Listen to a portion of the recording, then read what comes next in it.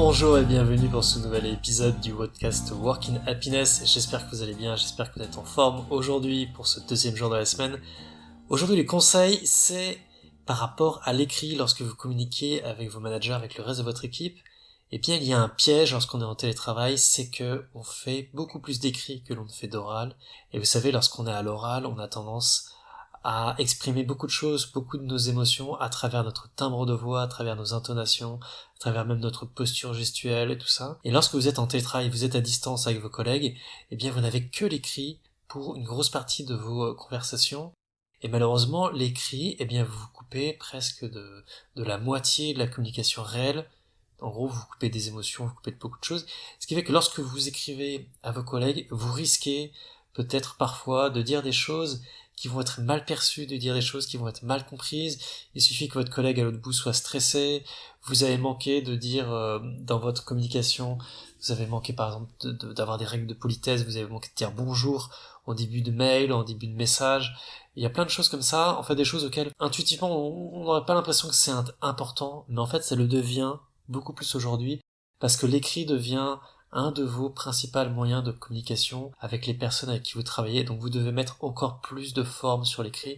Et c'est pour ça qu'avant, lorsqu'on écrivait des lettres, eh bien voilà, il y avait toutes ces tournures de phrases, toutes ces formules de politesse, toute cette façon d'écrire qui permet de compenser le fait que nous ne sommes plus à l'oral, que nous ne sommes plus face à face, et que nous devons retrouver une façon de communiquer qui soit à la fois très claire, empreinte de bienveillance, et pour ça, rien de mieux que de s'appuyer sur les règles de politesse qui sont des règles qui sont partagées entre tous, qui permettent de montrer le respect, de montrer l'importance à ceux avec qui vous travaillez à travers des rituels écrits, à travers ces formules de politesse, et puis d'éviter au maximum, et voilà, et d'arriver petit à petit à retranscrire au maximum l'émotion réelle que vous avez, parce que évidemment, là vous n'avez pas le timbre de voix, donc vous pouvez pas toujours rajouter des smileys, mais parfois c'est justement très utile de pouvoir en rajouter. Ou alors voilà, veillez bien à la façon dont vous écrivez, et on n'en fait jamais assez gaffe, mais les conversations écrites peuvent être parfois très mal comprises. En tout cas, n'essayez jamais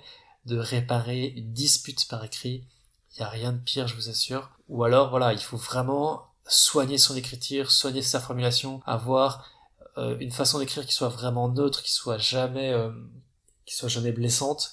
Ça se travaille, ça s'apprend, et c'est pas forcément naturel pour tout le monde. Donc voilà, quand vous avez des disputes, essayez de les résoudre de vive voix, de préférence en visio, parce que vous allez pouvoir voir le visage de l'autre, vous allez pouvoir voir ses expressions faciales, donc vous allez pouvoir comprendre ses émotions, vous allez mieux comprendre ce qu'il va vous dire, pourquoi il pense ce qu'il pense. Mais par écrit, voilà, on va vouloir rajouter des tonnes de choses, et en fait, c'est comme ça que les vraies disputes arrivent.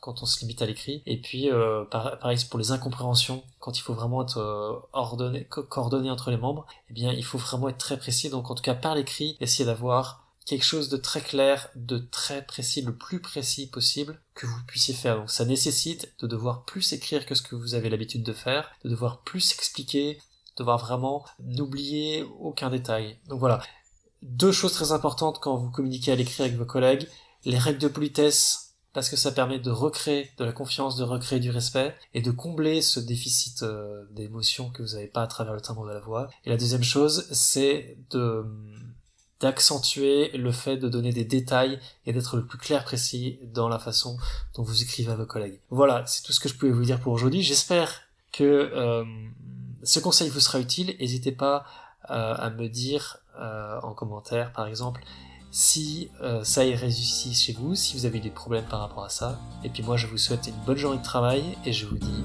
à demain.